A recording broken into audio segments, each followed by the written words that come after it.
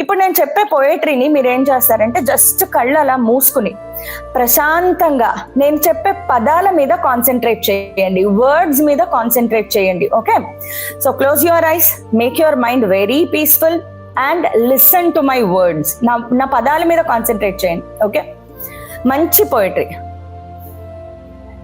ఏది చీకటి, ఏది వెలుతురు, ఏది జీవితమేది మృత్యువు, ఏది పుణ్యం ఏది పాపం, ఏది నరకం ఏది నాకం, ఏది సత్యం ఏద సత్యం, ఏద నిత్యం ఏది నిత్యం, ఏది ఏకం ఏదనేకం, ఏది కారణమేది కార్యం.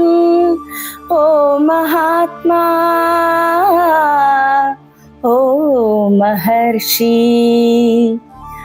ఏది తెలుపు ఏది నలుపు, ఏది గానం ఏది మౌనం, ఏది నాది ఏది నీది, ఏది సత్యం ఏద సత్యం, నిన్న స్వప్నం నేటి సత్యం, నేటి ఖేదం రేపు రాగం, ఒకే కాంతి ఒకే శాంతి. ఓ మహాత్మా, ఓ మహర్షి. ఈ పదాలు చాలా చాలా చాలా బాగుంటాయి అనిపిస్తుంది. ఏదైనా ఎగ్జామ్కి వెళ్ళే ముందు, ఏదైనా కాంపిటీషన్కి వెళ్ళే ముందు ఇలాంటి పదాలు వినండి. మీరు దేనికి భయపడిపోతున్నారు? రేపు నేను ఎగ్జామ్లో ఫెయిల్ అవుతానేమో అని. ఫెయిల్యూర్ అంటే ఏంటి? ఫెయిల్యూర్ అనేది ఉందా? సక్సెస్ అనేది ఉందా? ఈ ఫెయిల్ అవ్వడము, సక్సెస్ అవ్వడము ఇవన్నీ కూడా learning process. There is nothing called absolute failure.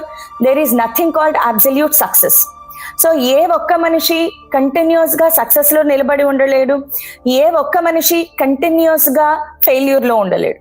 Failure, success ఇవన్నీ కూడా జీవితంలో మనం నేర్చుకునే పాఠాలు.